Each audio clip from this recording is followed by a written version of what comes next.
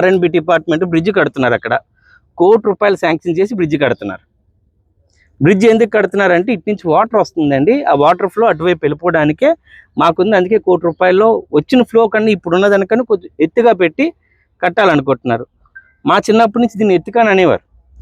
ఇది ఎక్కడానికి చాలా కష్టపడేవారు. ఇక్కడ నుంచి చూస్తే నర్సీపురం కనబడేది కాదు, ఇటు నుంచి చూస్తే బెల్గాం కూడా కనబడేది కాదు.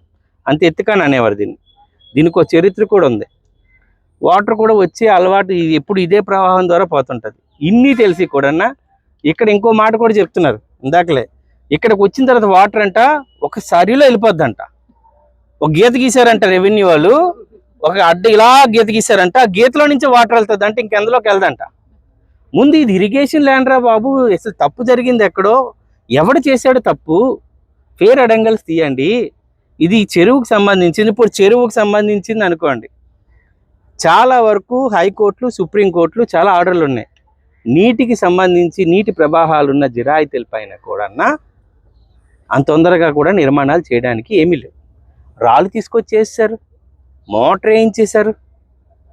ఇక్కడ ఏమొచ్చి రేపు బిల్డింగ్ కట్టేస్తారు. బిల్డింగ్ కట్టేస్తే ఈ బ్రిడ్జ్ ఎందుకు నాకు అర్థం అవట్లేదు.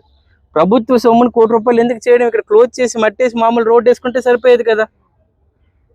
అంటే ఒక చిన్న పిల్లని అడిగినా, ఎవరికైనా కామన్ సెన్స్ ఉండే వాళ్ళని ఎవరిని అడిగినా ఇది తప్పు అని చెప్తున్నారు. ఈరోజు రెవెన్యూ వాళ్ళకి రమ్మన్నా మీ అందరూ చూశారు కదండి. ఒక్కలేనా వచ్చారా? ఒక్క రెవెన్యూ అయినా వచ్చారా? ఇదిగో ఎంఆర్ఓ ఇప్పుడు వస్తాను అంటున్నారు. జేసీ గారికి, అదే ఇన్ఛార్జ్ జేసీ గారికి అంటే నాకు ఇంకా PGRS ఉందండి, కలెక్టర్ పర్మిషన్ కావాలండి అంటున్నారు. అరే ప్రజల సమస్య ఉంది, రండి మాట్లాడదామని అంటే ఈ తప్పించుకునే ధోరణి ఏంటి? ఎవరికి మేలు చేద్దామని మీరు జీతాలు తీసుకుంటున్నారు? ఒక వైసీపీ వ్యక్తి కోసమా? ఒక వైసీపీ వ్యక్తి కోసం చెప్పిన మాటలకి రిజిస్ట్రేషన్ చేయడమే తప్పైతే ఇంతమంది ప్రజలు ఎలా అసలు ఊరుకుంటారు? దీనిపైన ఆల్రెడీ సీఎం ఆఫీస్ వరకు ఇన్ఫర్మేషన్ ఇవ్వడం జరిగింది. ఇక్కడ ఏ కట్టడాల్ని మేము ఒప్పుకునేది లేదు. దీనిపైన సమగ్ర విచారణ జరగాలి. రిజిస్టర్ పైన, డిస్ట్రిక్ట్ రిజిస్టర్ పైన, రెవెన్యూ పైన కఠినమైన చర్యలు తీసుకోవాలి.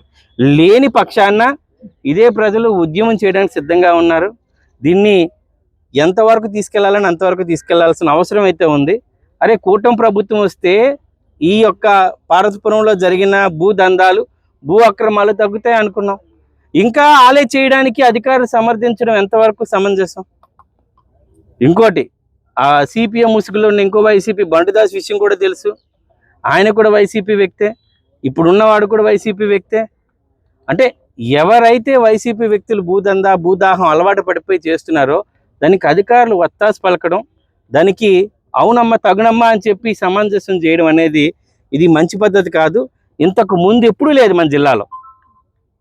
మా జిల్లాలో చాలా వరకు సబ్ కలెక్టర్ నుంచి ఇప్పుడు ఇతనికి ముందు 2 కలెక్టర్లు చూసాం.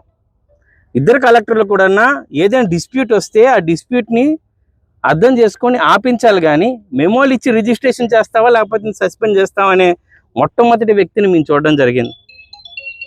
ఇది నాకు ఆయనకు పర్సనల్ కాదు, ఇది ప్రజల తరపున మాట్లాడుతున్న వ్యక్తిని. ఇదే కాలనీలో ఉంటున్నాను నేను కూడా, ఇదే వాసిగా, ఇదే వెంకంపేటలో ఉంటున్న రెసిడెంట్ కూడా. వీళ్ళకి తోడుగా నేను ఎప్పుడు ఉంటాను. వాళ్ళతోని ఖచ్చితంగా మేము ప్రయాణం చేస్తాము. ఎందుకంటే కూటమి ప్రభుత్వం పైన, ప్రజల పైన ఒక ప్రజలు నమ్మకం పెట్టుకున్నారు. ఆ నమ్మకాన్ని వమ్ము చేసే ఆలోచన అయితే లేదు మాకు. ఆ నమ్మకాన్ని వమ్ము చేసుకునే ఆలోచన మళ్ళీ లేదు.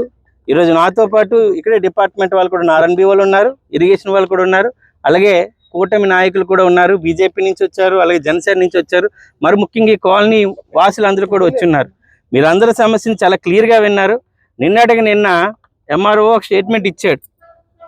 ఎమ్మెల్యే చెప్పింది అవాస్తవం, మీ చెప్పింది రైట్ అని. అవాస్తవం నిజమో తెలుసుకుందాం రారా బాబు అని అంటే వాళ్ళు అక్కడే ఉండిపోయారండి. కలెక్టర్ ఇంకా రమ్మని లేదండి, కలెక్టర్ పర్మిషన్ లేదండి అని చెప్పి ఉండిపోవడాన్ని దీన్ని ఏమంటారు? మీ ఒక్క దగ్గర ఉంటాడు అంటే మౌనం వాళ్ళ అంగీకారానికి సగం అంగీకారం. ఖచ్చితంగా చెప్తున్నాను, వాళ్ళు చేసిన తప్పుని సరిదిద్దుకోకుండా ఇంకొక అబద్ధాన్ని యాడ్ చేస్తున్నారు. దీన్ని ఎంతవరకు తీసుకెళ్తారో తీసుకెళ్దాం. ప్రజల తరపున ఎప్పుడు కూటమి ప్రభుత్వం ఉంటుందనే విషయాన్ని మరొకసారి నిర్మోహమాటంగా చెప్తున్నాం. అది ఎంత పెద్ద వ్యక్తి అయినా, ఆవిడ వైసీపీలో ఎంత పెద్ద వ్యక్తి అయినా కానీ, ఆ వైసీపీ కాదు ఏ పార్టీ వ్యక్తి అయినా కానీ మేము ఉపేక్షించేది లేదు. క్షమించేది లేదనే విషయాన్ని మరొకసారి మీ అందరికీ ఈ సభాముఖంగా ఈ యొక్క స్థలంలోకి వచ్చిన మీ అందరికి కూడా ప్రత్యేక కృతజ్ఞతలు. ఎందుకంటే మీరే చూడొచ్చు ఈ స్థలాన్ని, ఇక్కడ ఉండే బ్రిడ్జిని కానీ అన్నిటిని కూడా చూడొచ్చు. ఈ విషయాలపైన ప్రత్యేకమైన శ్రద్ధ పెట్టాలని, మీరు కూడా నిజ నిజాలు రాయాలని అనే విషయాన్ని తెలియజేసుకుంటూ సెలవు తీసుకుంటున్నాను. జై హింద్, జై తెలుగుదేశం.